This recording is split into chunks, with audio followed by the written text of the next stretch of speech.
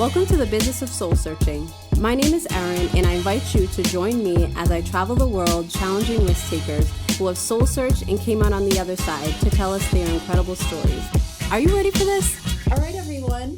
I'm here with a few members of the Belidi Dance Company located in Rhode Island. I reached out to Inara for an interview to take a deeper look at belly dancing and its misconceptions. So let's start off with introductions first. You can go around. Hey, I'm Inara. I started belly dancing, I would say like 5 or 6 years ago. Actually started on a Groupon and then ended up finding the studio that I'm at now.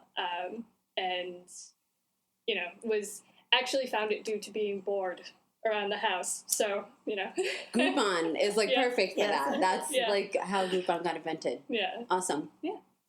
Hi, my name is Electra. That's my belly dance name.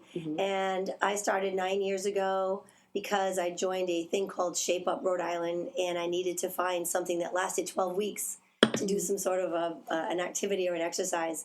And it just so happens that my best friend, Kanina, became a teacher again. She was been a teacher, but she had a little bit of a car accident. She got back into teaching, and she said, "Hey, I'm teaching this class, and it's 12 weeks." I'm like, "Oh, bingo, 12 weeks. I need something to do for 12 weeks." Well, I took it, and I fell in love, and it's been long beyond the 12 weeks, and it's been fabulous. So, great. And we'll jump into kind of how you fell in love with it, and if you can introduce yourself. My name is Kanina, and I have been teaching and performing for 45 years. I initially in the 70s was at an outdoor concert in an outdoor festival in Boston. I heard this music that was strange. I had never heard it before, and I was drawn to it. It was a mixed group of Arabic, Armenian, and Greek musicians. And I went over to listen, and there were belly dancers there. And I was just fascinated, and I found the teacher, and I signed up on the spot. And that was 45 years ago, and except for a hiatus after my car accident, I've never stopped being in love and loving the dance, loving the music, loving teaching and performing. Everything about it is my world. And that's the thing. So, like for all of you, I should say, what caused you to fall in love with belly dancing? So you were talking about, sounds like the theme of it, like the music and everything. So what? And one other thing I should say, introducing myself. My name is Kanina.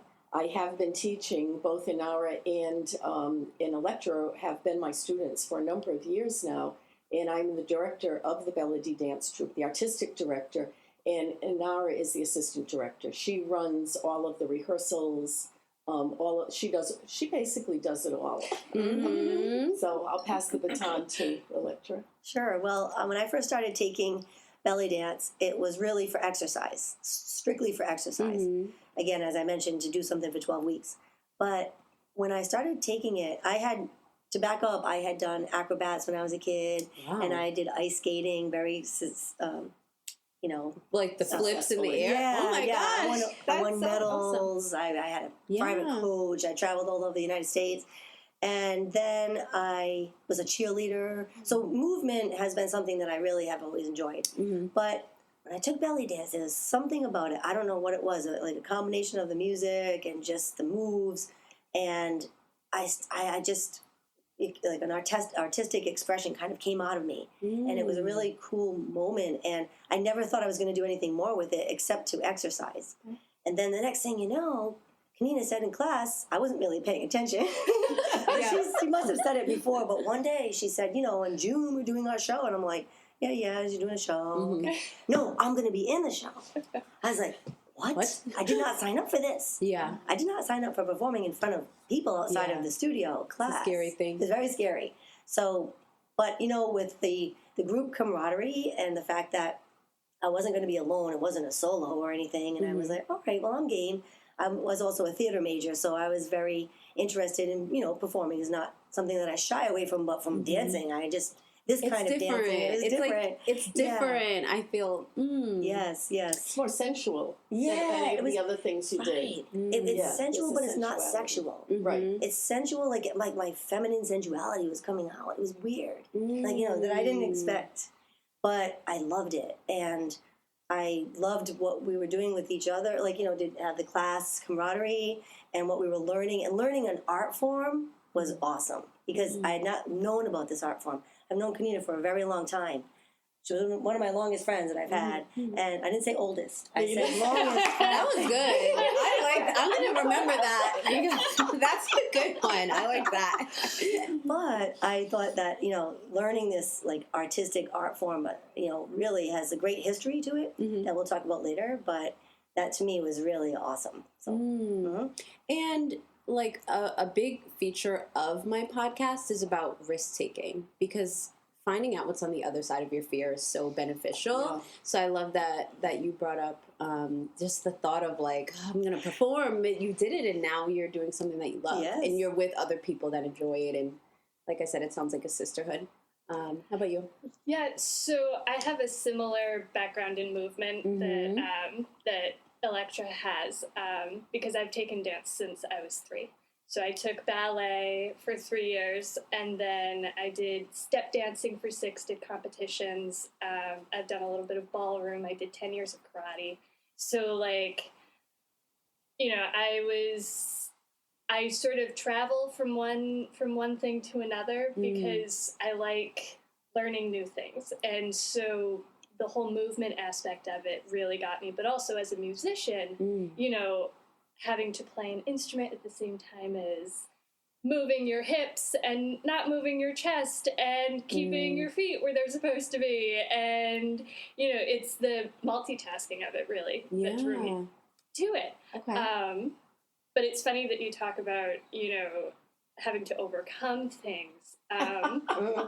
Because, yeah. Should we take a quick break now again? Okay. Kanina's laughing because, as a classical musician, you don't do a lot of improv unless you do Baroque music. And being a classical musician, you play a lot of what is written on the page. So I hadn't been asked to improv anything ever. And so we're in class, and Kanina turns to us and goes, all right, I'm going to put some music on, and you're just going to dance. And I immediately froze. Isn't that interesting? Because, sorry to interrupt you. I think that improv is interesting because someone's literally just saying, make it up. And that is not necessarily scary, but it's just what do you mean? There's no script or isn't that interesting? I've found that in a lot of people, including myself.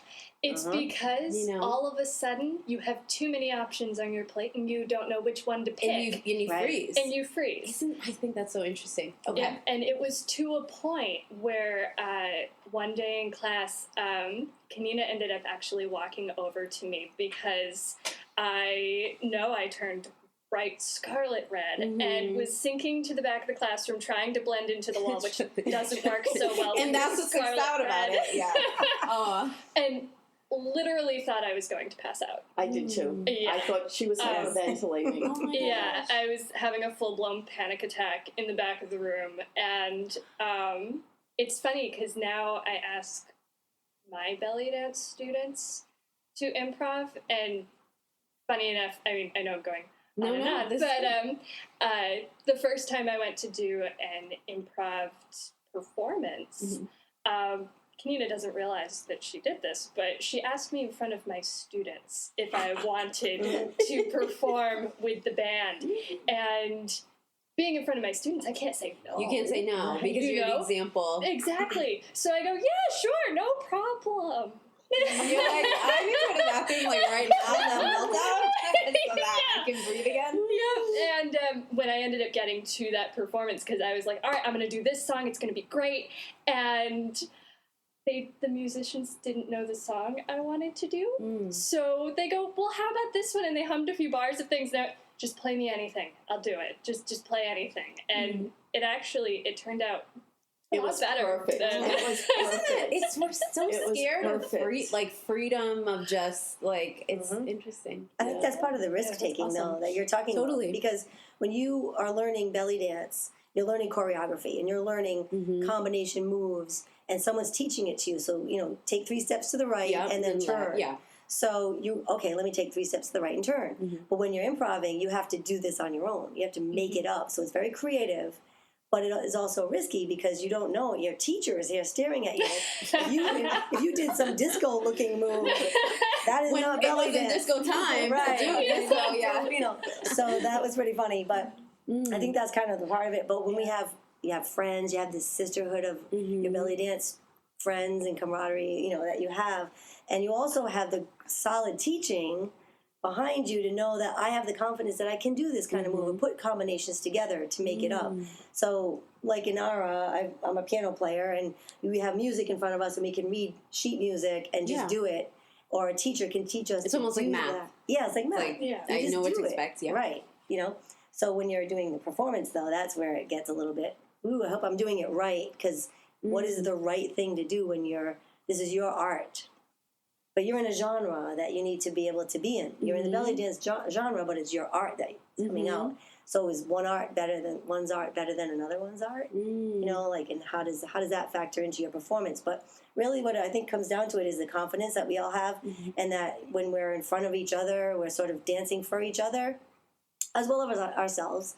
But we are actually, our art is coming out, and this is our expression. So that's awesome energy that we love. And that's what I'm really learning about it. There's so many levels to it. So you're talking a little bit about kind of the sisterhood aspect. So having a diverse troupe, and that troupe is just your group, right, of people that you belly dance for my listeners. I selected. Got it. Yes.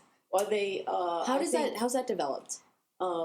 Can I just step back for 1 minute, because it's really interesting for me to hear your perspectives on growing to the next level, from just being in class and doing 3 to the right and 2 turns to the left to improv, because I have actually, there's a system to teaching that, and I think you probably missed the system. I guess so. You were so worried about doing the improv, but the improv actually starts in the beginner classes when we group students together. So we'll teach 4 classes, and then we'll group people in 3s and say, okay, work together. This is where the sisterhood develops. Work together and see if you can come up with 24 beats of 8 of this, 8 of that, 4 of 4. Then when we get into the solo improv, you seem to have forgotten this, but I would drill steps or combinations in class. I would actually write them and put them up on the wall, and then put music on and say, okay, here are the steps. See if you can put them together. So I didn't blindside you. Yeah, you did not blindside us. That is true. I started in the intermediate class. Yes, you did. So I did bypass a lot of those. You did. The introductory. Yeah. Oh, okay. Yes, But because of her dance experience, she jumped into intermediate. But I do think what Kanina's talking about is true, because I think that's what I meant with the foundation that we have of putting combinations together and having the confidence that we can do it. Whereas you were teaching it to us, but it was so seamless that we didn't realize that you were giving us a system, but we just did it, and you know what I mean? So we... Yeah, it really is a progressive. So I wouldn't want your audience to think that they come to a dance class and I say, you're like, good luck. Let's see what you got there. But I can say I do know dancers that prefer improv over learned choreography. One comes to mind, and she loved it because there was no one telling her what was right or what was wrong. Whereas when you're in choreography, if your arm is up and that person next to you's arm is down, there's something wrong. It could look funny, So in choreography, we're all together as a unit, and in improv, you can just go off and no one knows if you're making a mistake, so people feel more except free. Your teacher. Except your teacher. Exactly. But in the choreography, there is definitely, and there's an emphasis on the beauty of the choreography, but the technique. Yes. So in order to, if you're in a dance company, you have to be technically good. Whereas there are dancers out there that they shun formal classes and they just like to go out and do their own thing. Okay. So, and there are teachers who like that. I'm not one of those teachers. I like really formal training, and I like students to be able to have a framework that they work within that is technically a good framework. Okay. So, getting back to the dance company. Yes. Yeah. So how do you develop? I've had dance companies since the early 1970s. And in those days, it was students that I chose, and I invited them to be part of a dance company.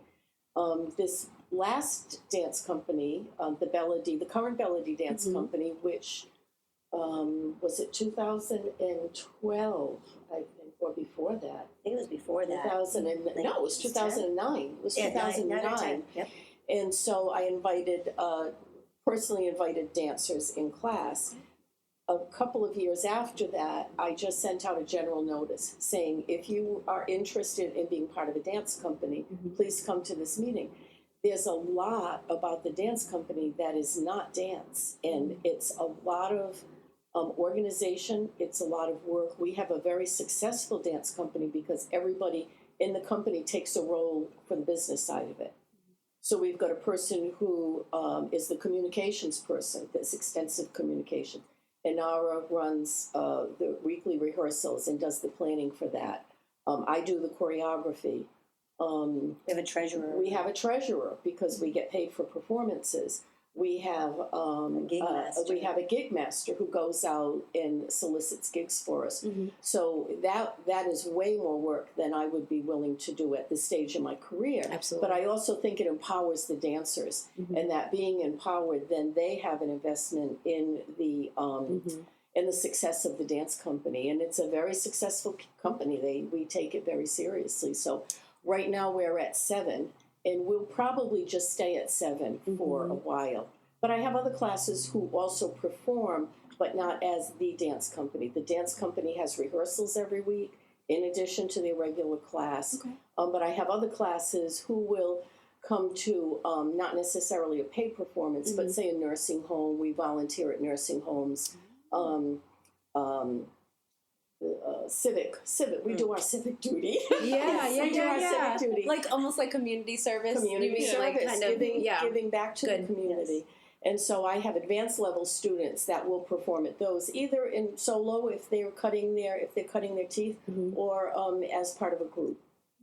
Yeah, so there are different levels too. And we were talking about earlier, kind of starting at your level, like going in kind of at your skill level, and then by the time you get to like expert, you kind of you have experience. Yes. Does years matter? Like, is it like, after 3 years they go to the next level, or 2, or is it you just can see the difference? I have skill levels. There are people like Inara who came to one class, and I immediately put her into the intermediate class. And then I think within the next semester, you were in advanced class. So there are people who have that background.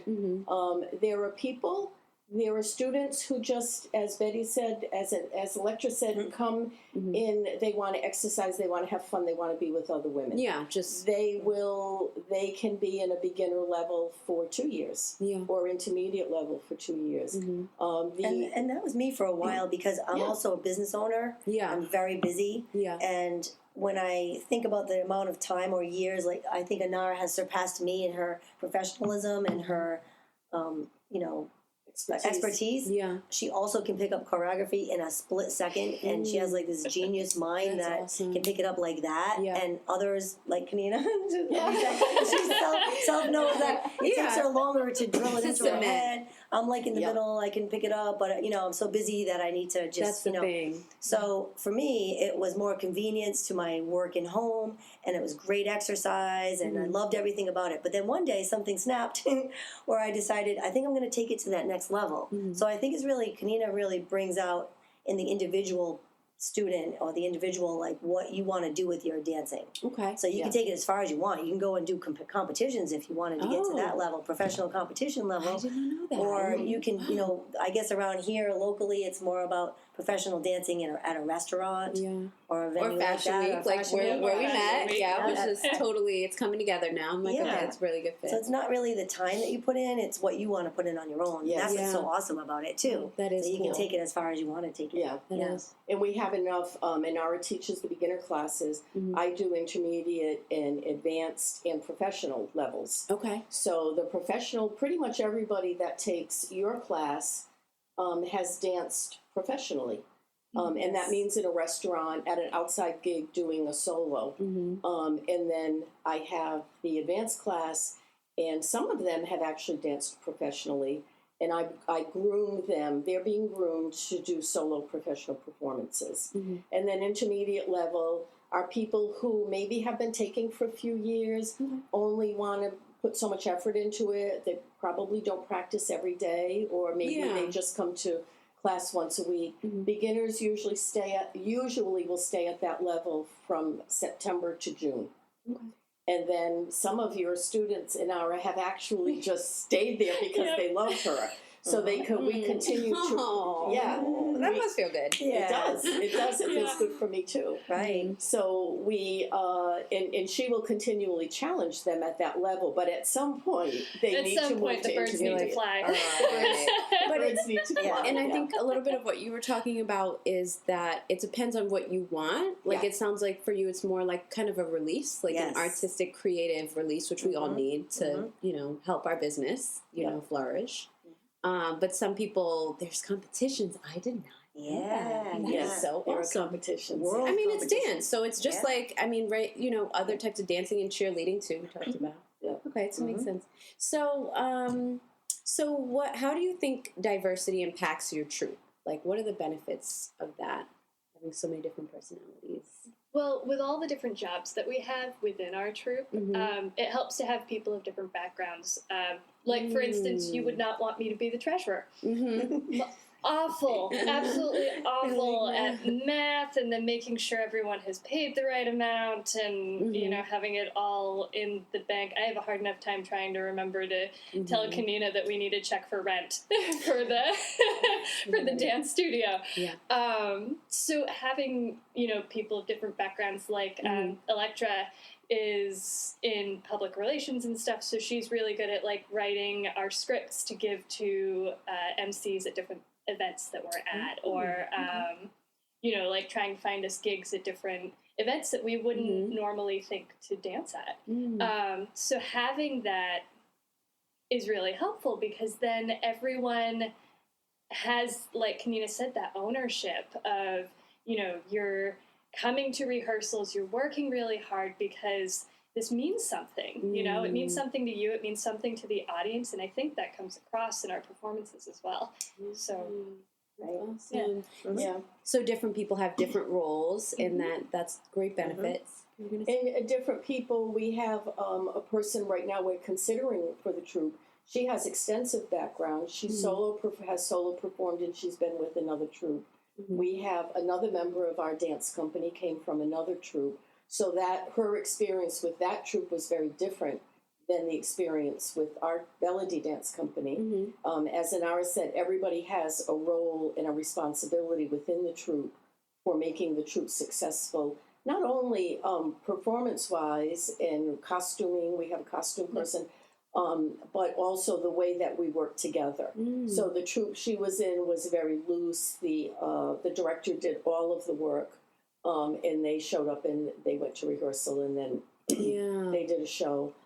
We have different ethnic backgrounds, so it's good to have that diversity. I think we don't have a huge age diversity, though. I'm thinking it's probably between 30 and 50. So more mature. I was just going to say we do have an age diversity. I was thinking the opposite. But I thought that's pretty different. Well, you're right, but I have met people, students who are in their early 20s that aren't used to taking on a lot of responsibility. Yeah. So I think a more mature person, say over Yes. 30. Mm-hmm. But I guess what I'm thinking is that we have Nancy Shana, who's in her 60s, and then we have, I think she just celebrated her 70th birthday. And so she performed. Oh, she's gorgeous. Yeah. She's gorgeous. I'm gosh. 67. So Nancy Shana and I are on the upper end of the spectrum. Okay. But most of the dancers in the troupe, I think probably like Camille 30-ish. might be the youngest. Yes. I think she's. No. You're the youngest. Me. Baby. So she's the baby, and then we have Nancy Yeah. Shana, and then I'm 53. So, but we also have a lady in our troupe that had twins.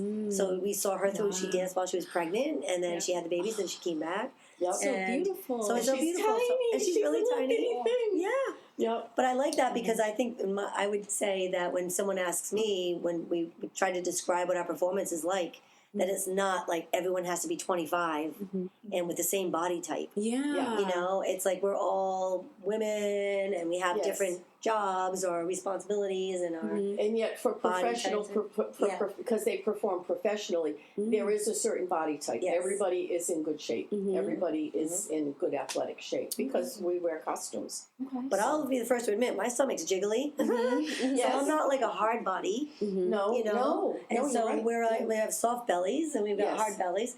So belly dance is some people think that it's going to be a certain look, but we make sure that they're in good physical shape. But it doesn't have to necessarily mean that you have to have 6-pack abs in order to do our dancing. Exactly. Yeah. And that's what we like. And that we were going point. to get into misconceptions in a little bit. So we're going to take a quick break and then we'll be back. All right, so we took a quick break and we're back. Like I had said, I wanted to just kind of go through some. I feel like there's a lot of misconceptions involved with belly dancing, so I wanted to just take some time to kind of clear that up and just kind of get your opinions on that. So I looked up a few. So one misconception is that belly dancing is seductive and adult entertainment. Some people compare it to stripping or think that it's kind of that nature. So. Sure, yeah. I have gotten that, having danced for 45 years and taught. It's a question that in 2017, I still cannot believe people will ask me if I remove my clothes. And so it has nothing to do with removing clothes. I do think it's a very sensual dance. It's just, the music is sensual. It's a very emotional part of the world, just the whole Middle East. I mean, we see a lot of it on TV where it's emotions that we don't care for, but they are very, very emotional people. They're emotional with their children and poetry and music. And so the sensuality comes out when for me, when I'm expressing the emotion of the dance. I actually prefer dancing for women. Because I think women are they're very attuned to what you're doing. They're not looking for the sexy costume. Yeah. They don't stop at the sexy costume. And I think many men, unfortunately, do. Not all. We try to educate them. But many men do. So when I'm dancing for women because I know that's my critical audience. And they're looking at the beauty of it and the sensuality. And it doesn't end with the costume, how you relate to the audience, whether you engage them, whether you pull them into what you're doing. So that's my 2 cents worth. Yeah. If I had $1 for every time someone asked me when I said I do belly dancing or I would like to do belly dancing in this particular venue, we'll have to install a pole. And it's This like, is what I get. Like, if I had $1 for every time someone said it's like they liken it to pole dancing, for example. And I was no, this is a classy art form. It's like, 3,000 years old or something. Yep. I mean, it really has thousands and thousands of years old. I believe it started as a fertility type of dance for women when the men were off in their, doing their thing, and the women were in a harem together in another room, separate room from the men, but they danced for each other and also for, kind of after birth, to try to get back in shape and also before birth to get in shape. So it's really got a lot of roots in femininity, but it's not for a sexual nature to be in front of men that way. But the costume, it's not as bad as a bikini, right? I mean, as more coverage than a bikini. And there are some certain moves, such as, like, if I did a shoulder shimmy and I move my shoulders or chest, I can't do that now. shaking, we're not trying to go in front of someone and shake our breasts in front of them. Yeah. In a sexual way. In a sexual way. That's a movement. That's part of the technique that we're doing. And it's dance. So maybe people could look at ballet and think that was something. Costumes are very provocative, I guess, especially on the men. Yeah. But I mean, so I don't know. So I feel that I wish there were no misconceptions of it. I think that in any art form, there are certain individuals that might make everyone else look bad because of the way that they might be expressing themselves. And that's not necessarily the way that we would dance. I just had to try to book something recently at my mom's nursing home, and the activities director said, well, you had his look on her face. And I said, well, wait, we're very classy. And then she actually said to me, well, how do you define classy? Because that's exactly what someone else just said to me. And that was anything but classy. Her performance was anything but classy. And that made me feel really bad, because what are people doing out there that make it, go to that level, I suppose, and not elevate the dance form? So we're doing what we can to be out there and promoting in the way that we are doing it to avoid the misconceptions. I think we also say that we dance for all ages. And we can dance in front of little kids and older people, and the little kids really get into it, and they're so happy, and it's really fun, and we've taught them things, and they love it. I know you've danced in front of... Just recently I did a 10-year-old birthday party. Yeah. And it's funny because, like, it was, first off, 10-year-old little girl, they did a henna thing beforehand, which was really cool, and, before they're waiting for pizza, they were... they had me dance, and then, like, they wanted to learn some moves and then dance with the belly dancer. And it's amazing because in the same breath, they would ask about belly dance and then also who my favorite Disney characters were. Yeah. Which is Dory from Finding Nemo, by the way. But, it's when I would tell other people that I was dancing for a 10-year-old's birthday party, they'd go, oh, lucky boy. And I'm like, what? Yeah. And it's interesting, like, children, like, don't see things, like, we see things in a different way, like, we sexualize things, and kids are just like, wow, that person's moving around, they're dancing, which is what it is. Yeah. Yeah, so and I can see that. I mean, that it burns, because, I mean, just this year, I've had people compare belly dance to stripping, like, 2 or 3 times to my face. And, they, you go and you say, oh, yeah, no, I'm a belly dancer. And they go, oh, I dropped so much money on a stripper, like, so long ago. And you go, that has nothing to do with what I just told you. It's not even in the same realm. At all. I'm not sure why you're telling me this. Yeah. And, part of you wants to just walk away because you don't want to be a part of the conversation. But then the other part of you is like, no, I have to educate you on this. This isn't the same thing. You don't know what you're talking about. Yeah. That's the bottom line. That's the bottom line. Education. Yeah. Like, that's the thing. Right. Oh, my goodness. And Kamina, you danced for so long. You're saying that even in the 70s, 80s, like, those mentalities of people in those time frames, when you think about how the world has changed, but really, how far has it come? Not too far in belly dancing. People are still... right? You're saying mostly, I do get that, though, mostly from older men. Well, you didn't, Inara, but that comment wasn't... and I know one of my students was very upset recently, and a coworker, male, said something very inappropriate to her about dancing, belly dancing. But so it may change, because I find that many of those comments towards me have come from the greatest generation, the older men who I love. They are. I really do think they are the greatest generation, except that they have a big misconception about belly dancing. And for sure, it was when it was making the transition into mainstream. for sure, it was in the burlesque houses for a while.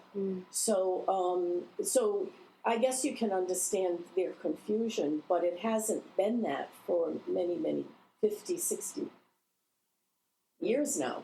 So, they still have that. And also, I think in America, we're a very puritanical society. I think we just are. So you don't really find those attitudes in other parts of the world necessarily. Yeah, they understand it, the difference between, we're talking about sensuality and sexuality. Yes. Definitely. Definitely. Okay. Yeah. Let's see. So I have that one. And then only women can belly dance. Have you met any male? I've studied with males. Yeah. I've studied with males. Some of the top dancers in the world are male dancers. Wow. And Mr. Reda, Mahmoud Reda, who is Egyptian, he's in his 90s now, and I'm afraid he's probably nearer to death. But I had the opportunity to study with him 4 times when he toured the United States. And he is considered by many to be the father of modern belly dance, modern Middle Eastern dance. Oh. And I've also studied with some of his proteges. And right now we have a male student in one of Inara's classes who's doing a terrific job. Yes. Yep. How is he, like, watching him? What is that like? Well, it's kind of, it's interesting for me because, I mean, most of my classes are all women. So when we got the email saying that, you wanted to be in class and whatnot, it was like, oh, okay, yeah, sure, join in, come on in. But it's interesting because what really gets me is the fact that, like, most of the women in my class, they always have a smile on their face, and he's no exception, which is really, it's heartwarming, so. Yeah, he's a really nice guy. Yes. And I did, after observing in our class, I spoke to him after maybe the second or third class, because you have to keep in mind that the male dancers will have a little bit more of a macho stance. Yeah. So that you don't want that really soft, feminine shoulder shimmy, that it's more of a masculine, male, stronger version of it. So that's what he will learn as he goes along, where the arms are not necessarily so feminine, that they're just a stronger version of what we do. And we do some male dances. The advanced professional, my professional level right now, is working on what's called the tahtib dance. And it's a version of what the men do in the Saudi region, which is a martial arts. And it's done with a stick, or you could do it with a cane, but we will have the tahtibs, which are sticks.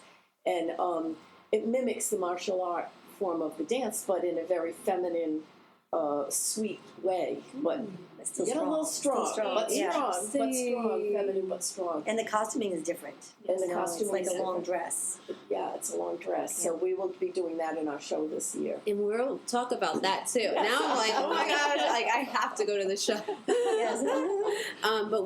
So we'll definitely get to that, because I want people to know if they want to kind of see this, and because we're all, I'm sure, visualizing like what this is gonna look like. But we don't have a male soloist in our show, or we don't have a male even in the student dances, group dances yet. We may someday.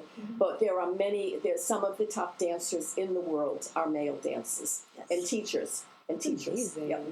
And you're enjoying it, and it's art, and you can express yourself. That's really awesome. And I guess we're towards the end of our podcast, so if people want to get involved, if they're loving what they're hearing and they kind of want to take a risk or something, how do they get involved? Well, 2 things. One is that we have, I'm not sure when the podcast will be on, but we're not enrolling students right this minute because Inara's classes are full, sold out, people on waiting lists. Yay! Congrats! We will have some classes. We will offer some classes this summer. And then in the fall, we go back to our regular fall schedule of semester classes. But www.thebusinessofsoulsearching.com Everybody have their pens out? I know.